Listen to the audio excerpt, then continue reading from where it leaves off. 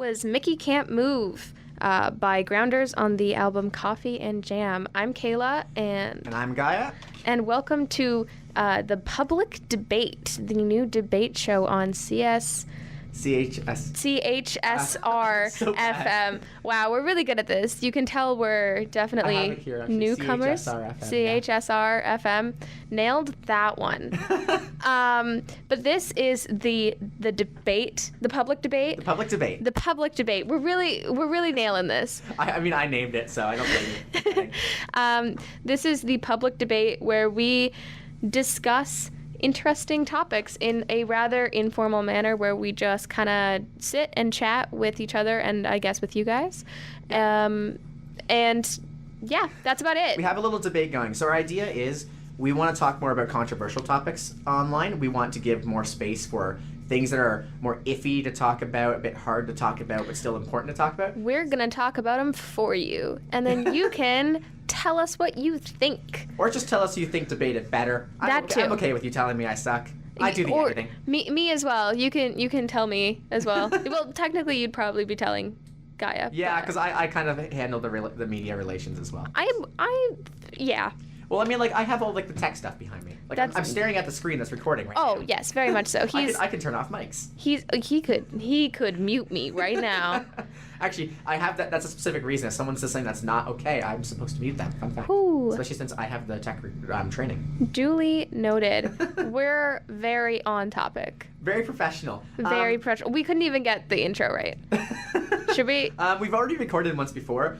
Basically, today we're going to be going into a bit of a topic about should books be banned in schools, governments, countries in general.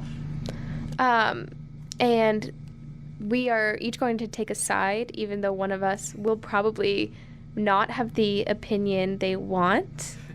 But we're gonna take it. One of us will have the opinion we want. Well, we're both of the same opinion. We can't both have the same opinion in a debate. Yeah. So in this debate, in whether or not we should be allowed to ban books in schools, countries, etc., I am of the opinion that we should absolutely not ban books. And I'm going to be taking the opinion that we should be allowed to ban books. Now, real life, I do not share this opinion, but the fun of debate is arguing for what you don't believe in to give you a better idea of what other people believe in. So in today's debate, I'm playing a bit of devil's advocate. And that skill of devil's advocate is something you can really learn very well in the UNB debate club that I'm going to slide in a little advertisement for. So, I'm the Prime Minister / President, whatever you want to say, of the newly founded UNB debate club here on campus. The debate club runs from 6:30 to 7:30 every Friday in Tilly Hall, room 5. It's open to anyone from UNB, St. Thomas, or the surrounding high schools. And we're actually, the debate club itself is the host of the show. Where I'm leading debate club, I founded the show. But yeah, so it's meant to be a bit of a representation of what we do at Debate Club in a more informal, conversational manner. That's also more interesting for you guys. Yeah, because I don't think it'd be interesting to have a 5-minute pause when we're planning our rebuttals. Probably not. But the rebuttals are a fun time, and you should check it out. I mean, the entire debate's basically a bunch of rebuttals. That's in this show. Yeah.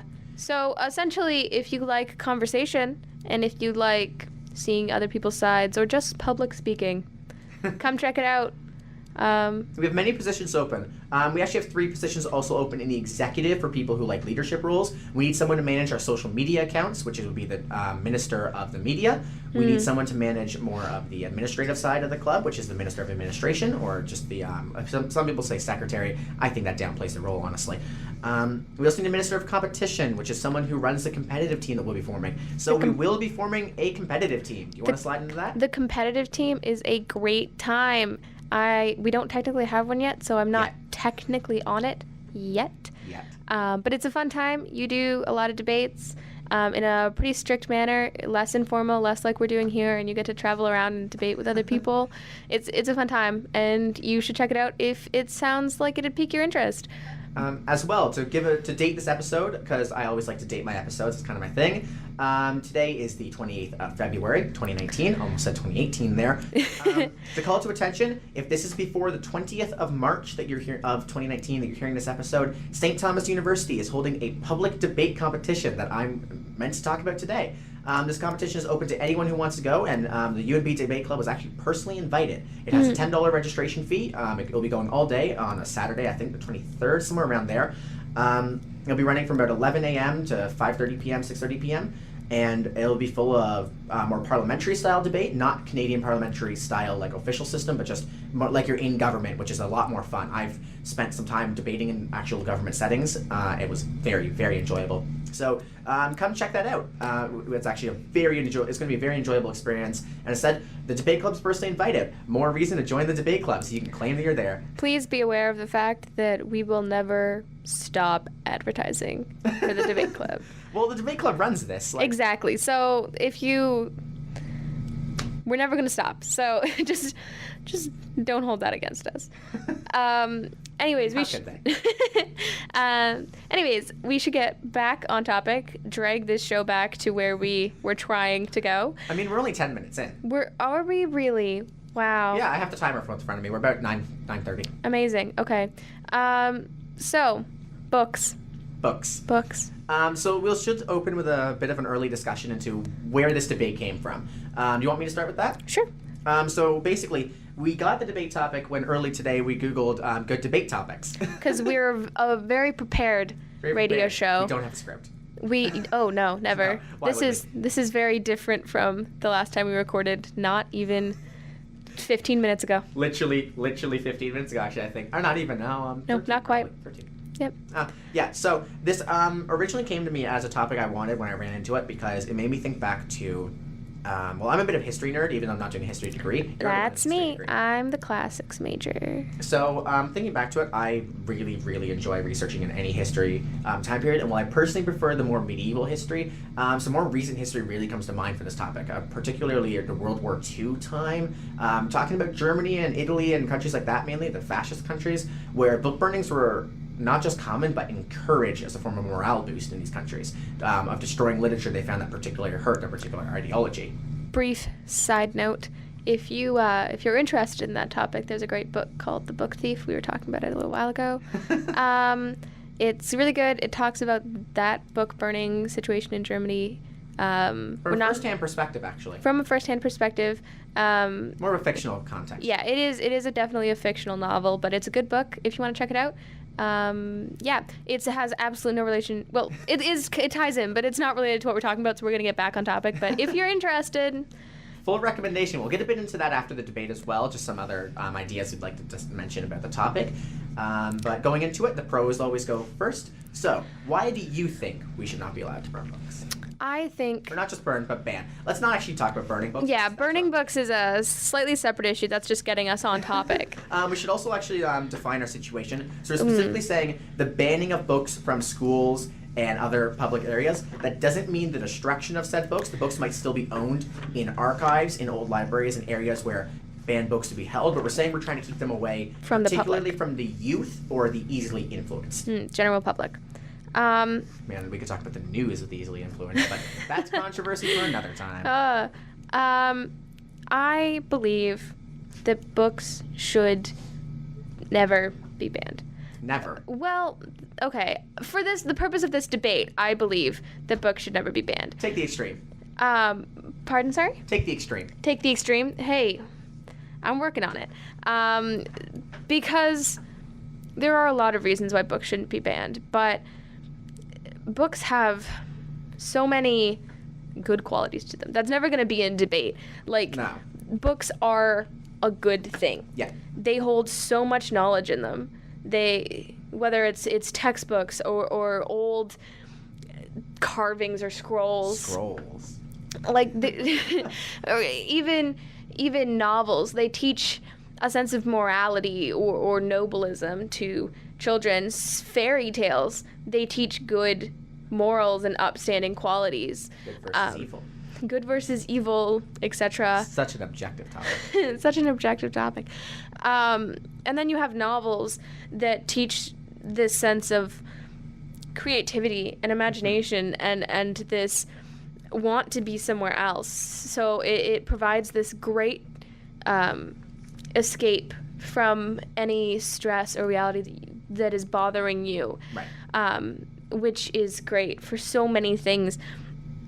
And then you have things like poetry that holds a great deal of emotion within it and can teach you how to, not necessarily how to feel something, but can really show you a great deal of emotion through just a few words.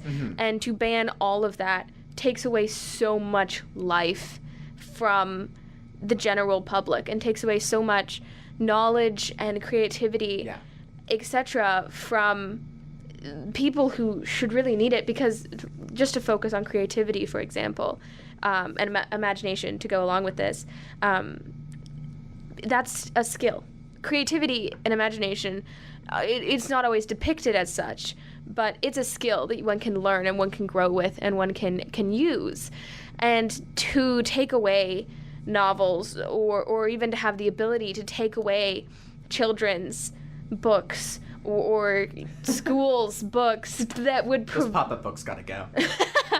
But to take away, like, kids, like elementary school kids, like, the amount of novels I read as a kid. Oh, man. It's nuts. And if you had the power to take that away from people, to take that away from the children who are learning how to be creative and imaginative and who are learning how to see themselves in that light of being that kind of person, that hero of that story, letting themselves create who they want to be, it's a horrible thing to do.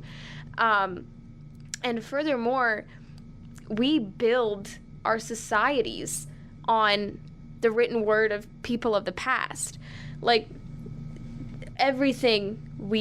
not necessarily everything we know. That's a gross exaggeration. I mean, I wouldn't call it a gross exaggeration. But. Well, I mean, it depends on which angle you're looking at here. But this is besides the point. Yeah. But a great deal of what we know in the world isn't from us. Isn't even from, like, our society. Like, there's philosophers, Plato, Aristotle, from years ago. There's scientists, they weren't called that at the time, from... Physical philosophers. Physical philosophers, years ago. And we built our society on what they thought, and we've improved and we've built upon it, surely, but everything we've built upon has been from our ancestors. And to deprive our children of this growing stone, this stepping stone, this place to grow from, to deprive them not only of the creativity to move forward in their own way, but to deprive them of the building blocks of doing so is it's an atrocity. And it teaches something that I wouldn't even want to think about to generations past ours. If we start taking away books, any form of them, it teaches something that you could just take that away from someone. You could take someone's heart and soul away in the form of a book. Have you ever loved a book as a kid so much that you just couldn't put it down? The Book Thief, actually, yeah. Yeah. Genuinely, one of the most important books in my childhood. You would read it and you would love it and you'd cry over it because it holds that power over us, because you can feel it and you can love it, and to take that away, it takes a part of you away with it, and you're just depriving all of these people of that ability to read those books. And if you're taking at it from a different angle of not even the readers, but the writers, where would those people express themselves? Where would those people find that canvas to put all of their feelings towards? Right. I'm a writer, and I know that... I am too, honestly. Yeah. So I know that, like, if someone were to be like, you can't write anymore, now you have to paint. Like, I would not be able to. English majors, you now must draw. Yeah. What would you do? What would the English majors do? They'd die. They'd be left studying, like, grammatical tendencies in ancient civilizations. Oh, gosh. Hey, that's an interesting field, entomology. Duly noted. I mean, interesting for those who like it, but I personally really love entomology. That's fair. But writers, they couldn't do that. They couldn't write. And no matter what you're writing about, if it's someone writing poetry trying to get their emotions out, if it's a young student trying to write a novel because they feel inspired, If it's inspiration. Oh man, I just realized I may have got louder than quieter as I spoke. Even if it's, I don't know, a professor here, like a doctor, writing something that they feel passionate about, if you're going to take away the ability to do that, you're taking away the ability to express themselves in a certain light, which is not only going to harm the person, but it is going to take away some of their basic human rights to express themselves however they see fit. And to not allow them the ability to do so is, once again, horrendous. So for these reasons, so many reasons, like there are so many. I know I've been rambling for a while already, but I have the timer in front of me. I don't even want to know how long I've been talking. I'm not entirely sure. I think 5 minutes. Oh, okay. Well, I know I've been rambling for a while, but there are so many reasons that I haven't even touched on yet, and they're all good reasons, and they're there, and we can't ignore them. If you're going to try and be like, we should ban books, and we should have the ability to do so because, I don't know, fake news. I mean, that's where I'll get into. It's not a reasonable argument to be able to take away the knowledge from someone, the creativity from someone, the emotional support from someone, as well as the ability to express themselves, and to allow an entire generation of people to grow from nothing. It shouldn't be allowed, and we just should not be allowed to ban books. For those reasons, and many, many more. Many more. Many more we don't have time for. Oh, yes. Before my reply. Before I begin, I'm only going to count your philosopher argument valid if you can spell Nietzsche from Friedrich Nietzsche. Nietzsche. Good luck. Why is that your argument? Spell because it for me. I think it'd be quite funny. Nietzsche. N-I? No. Does it have a G in it? No. Okay, good. N-E? N-E-I? Yep. N-E-I, Nietzsche. T? Yep. S? N-E-I-T, Nietzsche? C? C? Shoot. Do you want me to spell it for you? How many more letters am I missing here? Too many. Too many? Nietzsche. Actually, 5 letters. 5 letters? Spell it. N-E-I-T-Z-S-C-H-E. Z-S-T-H-E? C-H-E. C-H-E. Anyway, Friedrich Nietzsche was an old German philosopher. Specifically, his writings were a lot about the independence of a nation, and he was known as the man who killed God. That was like his name. Excuse me? His literal writings was God is dead. He was. Wow. He wasn't actually that much against religion as you would think, at least not from what I've noticed. He's more was encouraging people to allow independent thought from religion and for people to be atheists instead of having such heavy stigma against them. He was a very influential guy. His writings were very controversial for the time, and they were actually used by the fascist regime in Germany to push their view by manipulating his words and changing what he wrote. So a lot of people view Nietzsche as a supporter of fascism when he never actually was. He was pretty against it, actually. He wasn't democratic, but I think he was a monarchist. Like Marxism. Yeah, so get into that. I'm not actually going to not hold your argument valid. That was just something funny I wanted to go to. No, it's okay. I get it. So why we should be allowed to ban books. So specifically, I'm not going to actually talk about banning all books. I'm not going to talk about banning reading or banning writing, but instead setting rules. So here in Canada, we do actually have a set of rules for what is allowed to be said. You can't encourage violent thought, violent actions, or violent considerations, or violent considerations of groups of people, certain races, religions, etc. Or else you can be fined, jailed, or have pretty bad punishments against Discrimination is bad, folks. What is the Charter of Rights? It's not the Charter of Rights and Freedoms. I actually can't remember the charter. Oh man, I used to know the name. I used to know it off by heart. Wow. I got into a lot of arguments about you this. You are a history nerd. Political nerd as well. I'm a nerd for too many things. I have no free time except for this show, which is my free time. That's fair.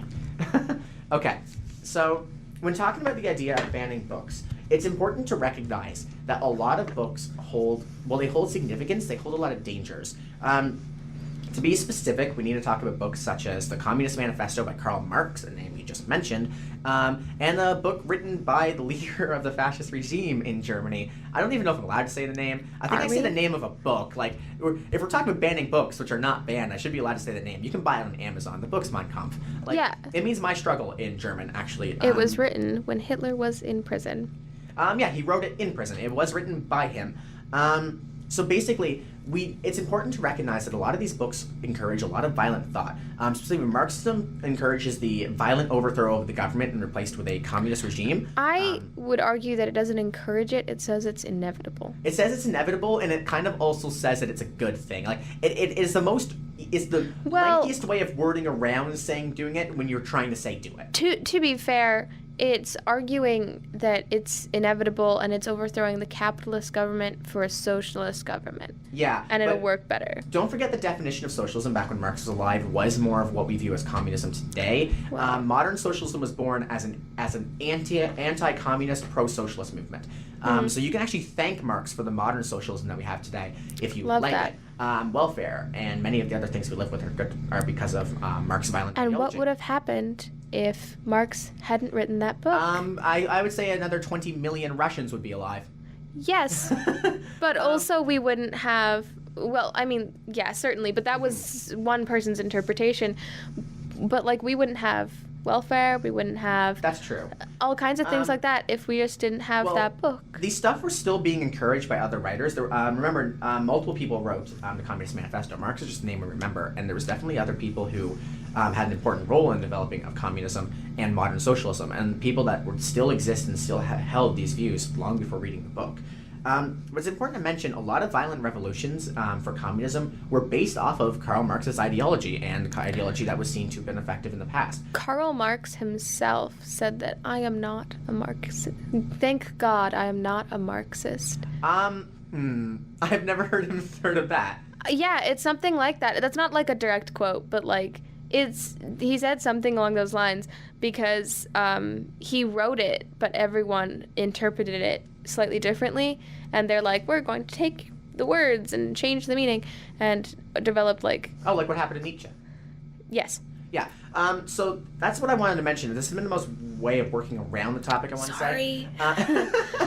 But in particular, a lot of books do hold a lot of risks of their interpretation being taken extremely violently. Mein Kampf and the Communist Manifesto being extremely important. Now, Mein Kampf was encouraging violence. The Communist Manifesto was less so from the sounds of it. I haven't actually read it myself. I have not either. I planned on buying it a few months ago and never did. But it's a huge problem with a lot of books is a lot of them do encourage violence. And if you can't ban certain books, if you can't tell people you can't read these due to their content, you do run the risk of people listening to their content and creating massive problems. This is especially true in times of high political instability, which would have been around the time the Soviet Union was formed. That country and many other revolutions. Remember, France almost became communist. France had a communist government before the Communist Manifesto was written. If I remember, in the time of the French revolutions, there was a communist government for all of 3 weeks in Paris. It was the Parisian government. And so we need to remember that a lot of these books do encourage a lot of very violent modes of thought and of thinking, and encourages the exact things we imprison people for saying here in Canada. So we can't argue that we shouldn't say things when we allow people to write it down, and then we allow people to read those writings out loud. Like, that's the same thing as writing a script and going on a talk show. We're encouraging violence in a pretty extreme way. And even so, we have to remember things that are very inappropriate. When we talk about video games and movies, we have the ERSV rating systems, which basically say, these people shouldn't read it. Well, who are we to create these rating systems that are governmentally enforced by the government to protect us from certain content and protect our children from certain content, when we all of a sudden then say, but we're not going to ban these books from any situations? There are plenty of books that schools are willing to read for book projects that do hold very risky content and very dangerous content. Not many particular come to mind. I keep thinking of the fact that To Kill a Mockingbird was banned in a bunch of U.S. districts when that book is a heavenly book. I love that book. To Kill a Mockingbird was really good. That's a good book. But that is actually a book banned in a lot of U.S. states from schools because they say it encourages racism.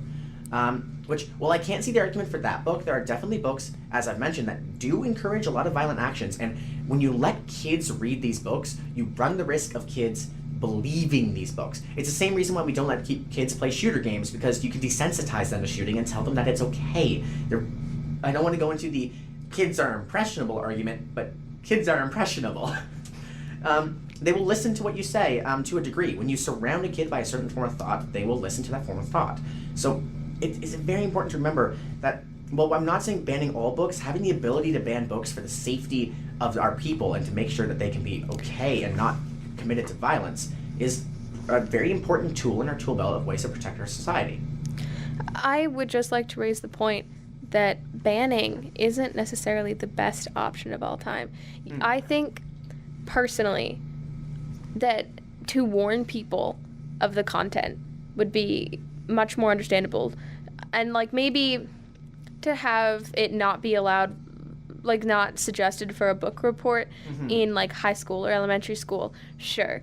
To ban books in their entirety seems like a bad idea. I mean, for example, this doesn't necessarily apply directly to books, but can you remember when they tried to ban alcohol? Oh man, prohibition. The prohibition, it worked absolutely 0%. It just made everything illegal, and then made a lot more people into criminals because they were like, well, now we're just going to have speakeasies and we're going to still drink and we're still going to make the alcohol. We just have to be a heck of a lot more sneaky about it. So, a great example, The Book Thief. People still read. People continued to read. They just weren't allowed. They had to be sneakier about it. So, sneaky like. I'm sorry. So, like, if you were to ban books, what makes you think that it would be effective? Would the government go through every city and every house, take a book off the shelves and be like, you can't have this? Well, what would you turn the city into? What would you turn the country into? Well, I personally don't think the confiscation of books would be a good policy. Because the confiscation of books runs the risk of being exactly what you think. You're taking things away from people. Exactly. But an important thing would be banning the sale of books, because the government does have full control over what's allowed to be sold. And, you'd think so. You'd think they have full control, but once again, I'm going to use the prohibition as That's true. As an example. You'd think, but like books aren't necessarily hard to make. Like it's much easier to make them when you have like mass-produced things, but realistically, if you have a book that's not allowed, say To Kill a Mockingbird was suddenly disallowed in the entirety of Canada for no reason. And there were like some copies around, but like they took all the ones out of schools and libraries or whatever. Yeah. So you still have like your home copies, but like you don't have a lot more. Especially in today's day and age, someone would probably get a job typing out banned books To Kill a Mockingbird and printing it out of their printer. You could probably scan them actually and have an algorithm detect words. That would be more effective. I'm just not a computer person. I've seen these algorithms. They're actually like really good nowadays. Well, they're getting better. Exactly. So like it's not necessarily hard to get more books, to print more books. It wouldn't be hard to disobey that law, that banning, and just sell them on your own. The government can try and ban the selling of them in bookstores, yes, in anything like that, but on your own, it's not like the government is going to watch every garage sale ever, every like Facebook post being like, hey, I printed off new batches of To Kill the Mockingbird. I mean, like, police services do actually watch for posts like that. They're pretty particular. If you were to go on and say, I have a pound of weed to sell, you get caught in under an hour. Well, yeah, but that one was a joke. Okay. Sorry. That's why the tone of voice went a lot higher. It was like, so, like, it's not necessarily the best option to just the ability to ban them on, like, a countrywide scale. No. Because there are definitely ways around it, especially, I'm going to finish this sentence, especially in these modern times. Continue. In the specifics, well, I don't fully support banning books entirely.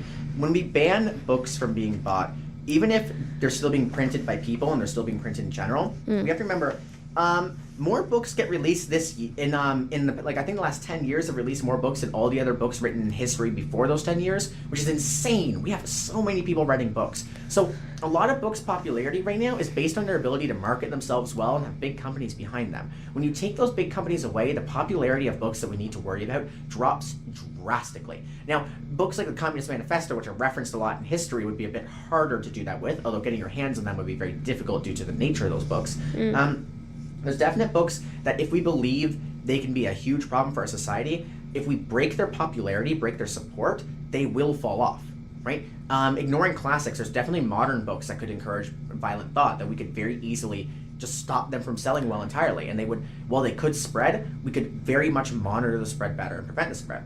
And there's also the fact, you mentioned warning systems, right?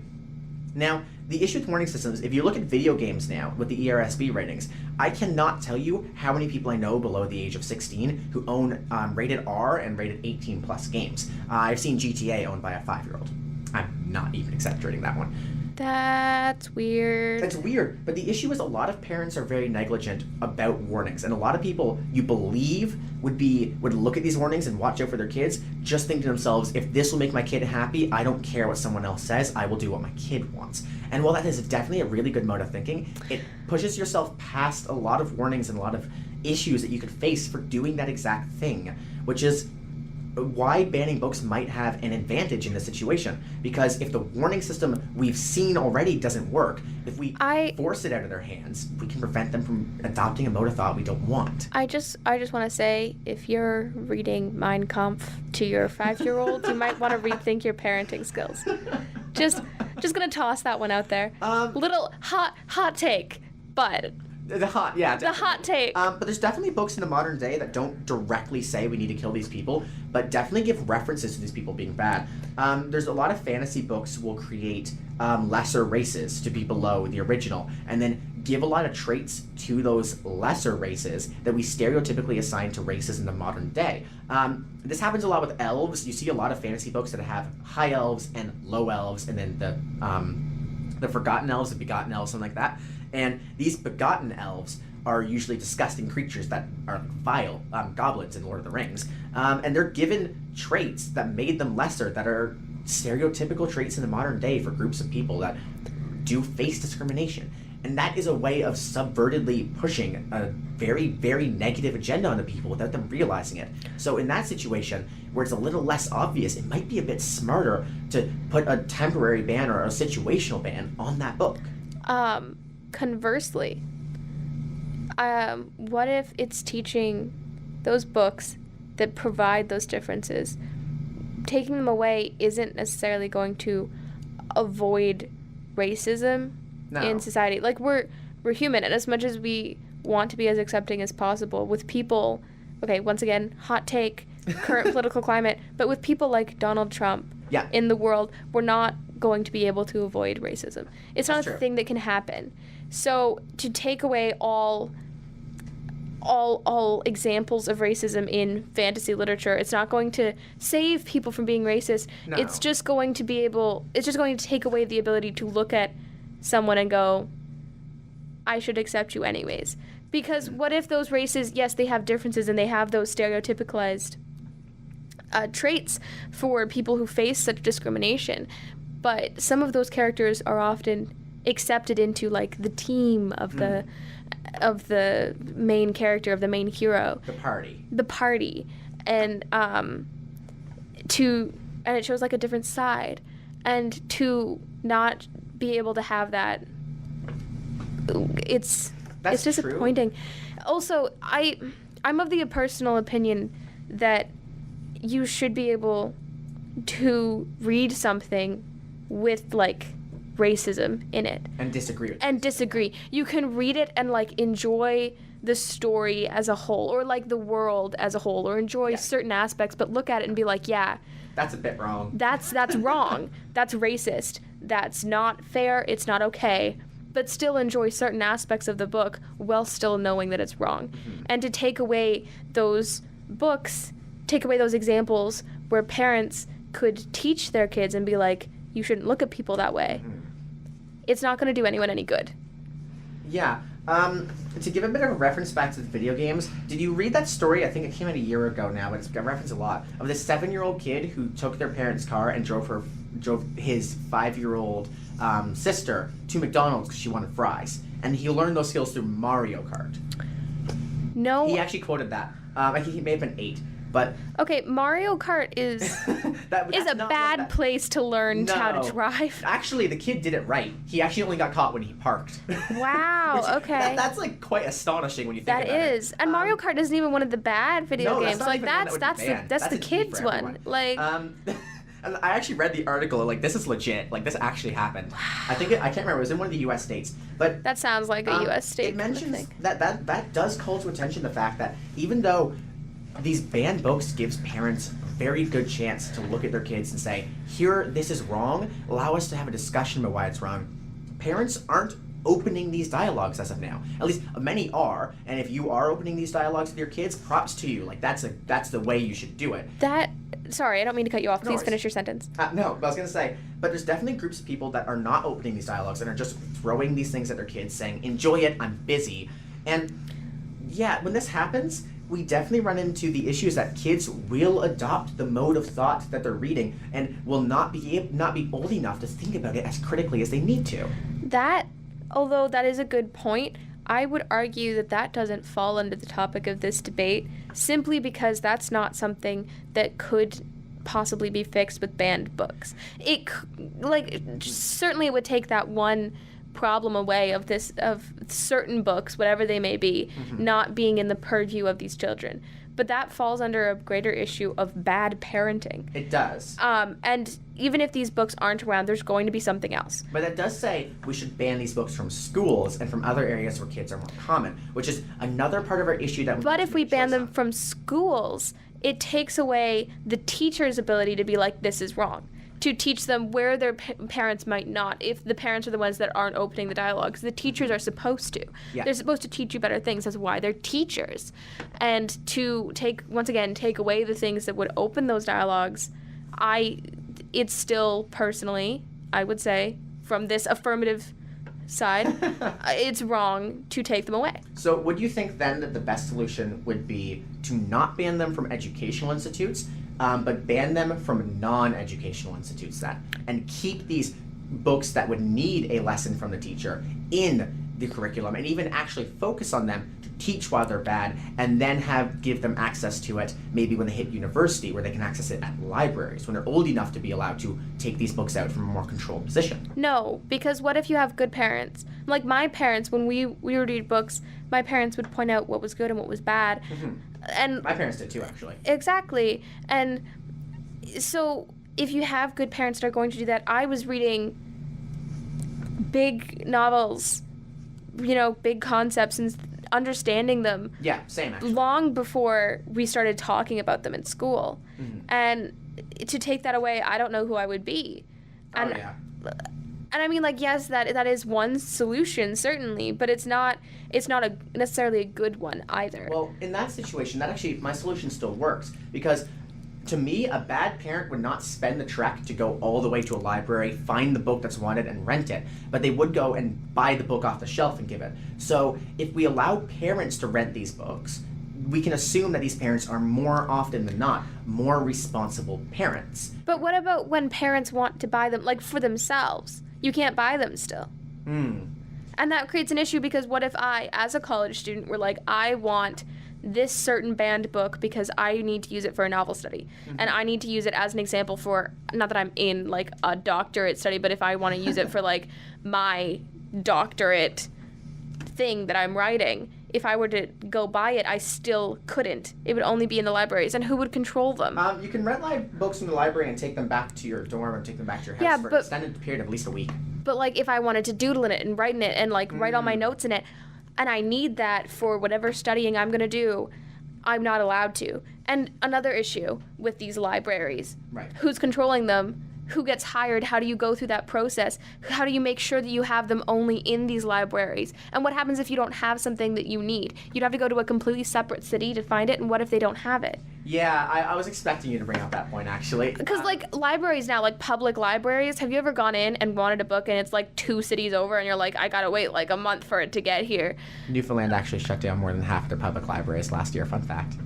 Okay, I'm from the other side of the country. I'm from BC, so that's news. That is news. It's because the towns were so small. These libraries had less than 1,000 books, so they collated all of these libraries into a few really big ones that were always within an hour drive from the city they were removed from. So it's not as bad as you think. They didn't throw out any books. Okay. They definitely collated them because the libraries were too small. But it did remove a lot of access from people to walk to their library and get the book. There's pros and cons to that. I personally don't. I like it because it saves money in the budget, but I don't like it because that's really kind of restricting the kids to just go to a library. It is. A lot of kids don't go to these libraries anymore. It's more restricted because really the sad. resources in the library are really necessary, like computers. Yeah, I've seen more kids like our age, as if because we're kids, clearly Definitely. still. 19 and 18. Yeah, clearly we're kids. But like I've seen people in their 20s to like early teens, like early teens being like 15 and up, using libraries way more than any like children. Yeah, honestly, that's another thing that which is really odd. Keeping libraries as the main access for these banned books, or restricted books would be a better term now, would be a more open situation because they're more mature then. Possibly, but if we're banning not necessarily banning, but restricting, as we're going with now. I like that word a lot more. If we're restricting books to all users, not just a certain age group, then adults are going to have to go to libraries more often for any reading material. Well, not any really reading material, but like for restricted material, which they'll probably bring their kids to, which might up the amount of children going to libraries. Which I think that's a good thing, honestly. Yes, but in your version, that's also the place where they can get restricted books. But that's a very controlled situation. So if they're with something they shouldn't have, it would be a lot easier for a worker of the library, which we could hire more, to open a discussion with them on a casual basis to explain why these things are not okay. That's true, but how many library workers do you know that like walk up and down the shelves? Like if you were just to pull a book off and like start reading it, how many library workers do you know that walk up and down being like, you shouldn't read that?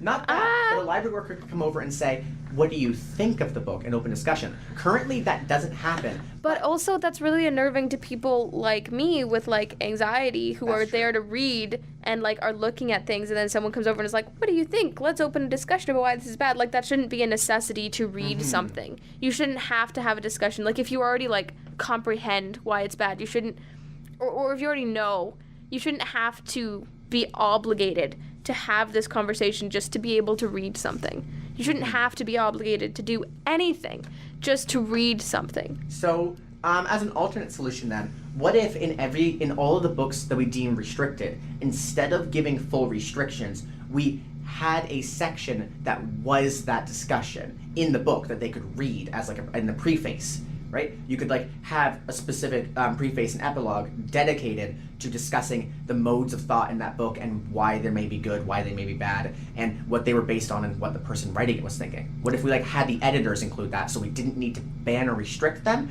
but we still made sure that dialogue was open? I like that. For your side, I'm gonna argue this point for just like 1 second, because you were kind of swapping a little bit. We are, but like I kind of, that's actually a solution I genuinely like. Like outside of my opinion, like of like my position, I kind of actually like that idea. That's like a pretty good idea. It's not a bad idea, certainly. With heavy moderation, it could be quite nice. The one problem is that you can definitely skip past those. You can, but they're definitely more available at least. Oh, yeah. So that's definitely like the best solution we've talked about thus far. I mean, if you're someone who's reading novels that are like beyond your level, that could have risky thought, you're definitely more likely the type of person who would read pages that are about just about the book. Oh, 100%. If I'm reading a novel like above the level that I understand, I always read the preface. Yeah, if you're reading the Communist Manifesto and you're like not old enough yet to fully understand like if it's good or bad, you definitely are the type of person who would read the preface as well. Oh yeah, 100%. So that does make sense. But if you're the type of person who is of the age to understand what it is and just doesn't want to open that dialogue, you'll still skip past it. Yeah, but then you would probably be old enough also to understand the problems with it. And with other with dialogues that are opened by schools on other books, that actually might be a really good solution for like helping prevent the issues these books cause without causing such disruption. I know we're switching sides. We're actually reaching near the end of the episode. This is exactly what I wanted to see. Because this is to a good agreement. Yeah, that would probably be the best solution. I will give you that. Like, there's definitely problems, but you're never going to reach anything that doesn't have problems. This has the least amount of problems. And it's a very friendly, very passive, but still very powerful option that's non-disruptive. So I actually kind of like that. I would love to be You able to can open still, like, talk about it more, like, in schools, etc. But you definitely need to as well. But, yeah, exactly. But this would be the best way to do it in, like... A governmental way. Exactly. It would, to, like, allow things to open themselves up more. It would definitely be the way to go. It would definitely be nice. I would like that as well if I could open one of my books. Like, let's say I was opening Lord of the Rings, and then there was a good few chapters by Christopher Tolkien, actually, the editor for most of the more recent sellers, just talking about what his father was thinking and why it was based on, and the goods and the bads of the books, and things that would be a problem today, but things that, like, are good to remember and good to look at. I would love to read that section from, like, specifically Christopher Tolkien. That'd be great. He's the editor. It would definitely be exciting, for sure. I would read that. I would read that. I think that'd be fun. Lord of the Rings is my favorite series, personally. Like, I've read far too much into that series. I haven't actually finished The Lord of the Rings. I finished the 3 books, and I finished The Silmarillion. For those of you reading it, The Silmarillion, I actually think, if you can handle Tolkien's style, is actually better than the 3 Lord of the Rings books. It was more condensed, but it definitely told a better story overall. I enjoyed The Hobbit. The Hobbit was good. It's definitely the opposite of The Silmarillion. It wasn't bad. I found that it was hard to, like, especially if you're trying to read it, like, in a certain amount of time. The Lord of the Rings books are a little bit hard to do simply because they have such large descriptions. Yeah, The Hobbit had the least amount. I found The Silmarillion had the most. So if you like that style, The Silmarillion is the best book in the series. If you hate that style, probably shouldn't be reading the series, but start with The Hobbit. Definitely working your way into the series. Start with The Hobbit, then decide what you like about the style. If you like his super heavy descriptions and you found the points that were more descriptive were your favorite, you can go straight to Silmarillion because he actually planned to release that before he released The Hobbit. If you don't like the heavy descriptions, go to Lord of the Rings proper. Yeah.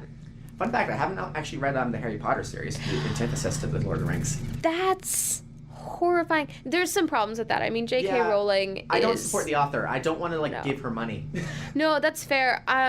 The thing is, they were my childhood, and I feel like the universe in and of itself is really, really damn great. Oh, yeah, it is. So, like, if you were to read it and enjoy the universe, and then not necessarily, like, bypass the characters, but be able to look past them to a certain degree and recognize the faults that this author has put into the thing, I would say read it, simply because the universe is something that you should have in your head at some point. That makes me think of A Song of Fire and Ice. I think that's the name for Game of Thrones. Yeah. That book series is also another great one. I haven't read it. I have a friend who's read the entire series now. I read the first one. And was like, this universe is nice. I won't read another one, but it's based on the actual the history of England and the different English kingdoms, I think, the warring kingdoms before it was unified. So it's actually really heavily based on the actual history of, like, the British Isles. So, except dragons. It's actually just a fantasized version of the proper history, though. Yeah, I'm not the biggest history person, I say, as the classics major. Yeah, classics and English major. Yeah, let's just keep fashion. I mean, like, you're the book person. I'm I forgot my major for a second. Computer science, math, and physics. Yeah. 3 of them. Because he's a genius. And he also runs the debate club that you guys should come to. Yeah. I told you we wouldn't stop repping this. So we are actually reaching near the end of our episode. Yes, now that we've completely come to a conclusion on this debate. We actually reached a real proper conclusion. It took a long time. That was, like, I'm actually, like, really happy with, like... That was really good. So these are the episodes that we're going to have. We may not always reach a conclusion that you like, and we may not always reach a conclusion that we like either, but we will try our best to reach a conclusion in a good amount of time. A good compromise. Yeah, a good compromise in a solid amount of time, and it's always fun, and you should definitely tune in more often. So, thank you for listening to our first episode. I hope you found the conclusion to be satisfactory at the very least. I personally really enjoyed it. If you find better solutions or have an issue with our solution, hit us up on social media. On Facebook. Our Facebook is UNBDC, or the UNB Debate Club. I respond to all messages there personally. I'll probably give you access to it. You is Kaila. It's me. Yes. Hi. He's pointing at me, but it's a radio show, so you can't see that. Oops. So yeah, I'll give you access to those if you want to be an admin on that page anyway. Neat. We can make you Minister of Administration. You've already showed interest in that. Cool. Thanks. So hit us up on the Debate Club page. It's on Facebook. It's great. We'll answer. And tell us who you think debated better, by the way. We're definitely always open to criticisms and opinions. Yes. So you will not hurt our feelings. Be as be as brutal as you want. It's okay. Hit any feedback you have. We'll take it. We'll love it forever. So that was the public debate, episode number 1, February 28th, 2019. Don't forget that the St. Thomas University is holding their parliamentary debate tournament later in March, around March 20th. They've made a Facebook page about it, and they like an event, and they've been talking about it a lot on the St. Thomas University debate page. So look that up and look more into it. I will be doing my best to be there. It's on a Saturday. It's just after breaks. There should be no exams, and I really hope to see a lot of you there. Any closing remarks from you? Not really. No, just the debate team still gonna rep that one again one more time before we close, and catch us again. Please tune in whenever you can to hear us. I forgot the time that we're airing these, but you should tune in when that time is. And thanks for listening. Everything. Catch you next time. So we're now going to be moving in to a song I forgot the name of. I'm so unprofessional. He's the Moon. We're really trying. By the artist Bernice. It's from the album Puff in the Air Without a Shape. And we hope to see you next time. Catch you later. See you later.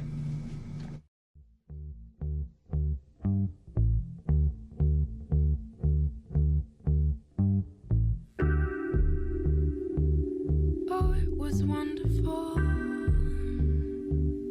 and it was worth it, and it lasted a long time, and we wandered into something we shouldn't have, and we're sorry, but it was ours too. But how do you know him? How do you support him? Galleria Mall. We felt surrounded, like in a video. We couldn't see through the low clouds, and you led us somewhere that we didn't want to go.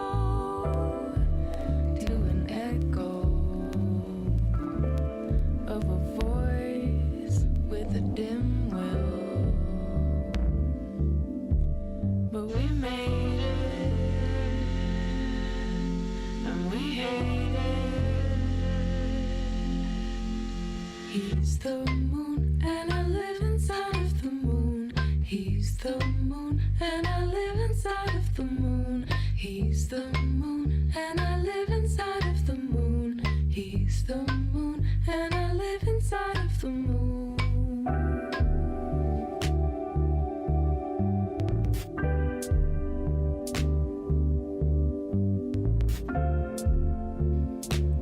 We couldn't feel more beautiful. Our hair falls to the side like underwater, like an angel,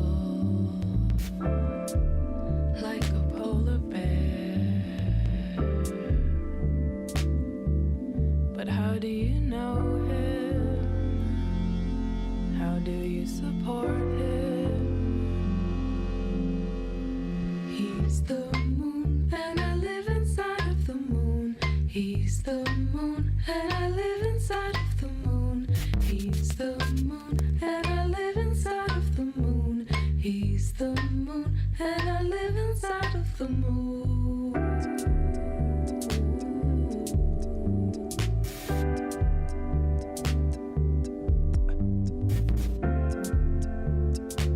He wouldn't give me a lifted.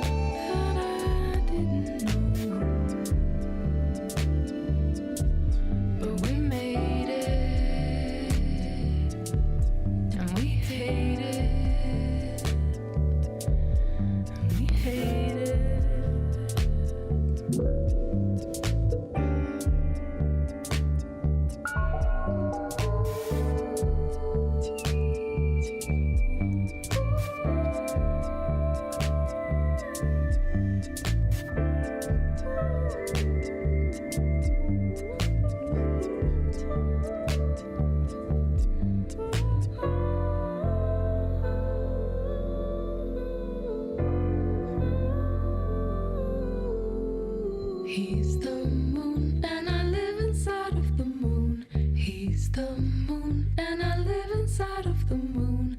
He's the moon, and I live inside of the moon. He's the moon, and I live inside of the moon.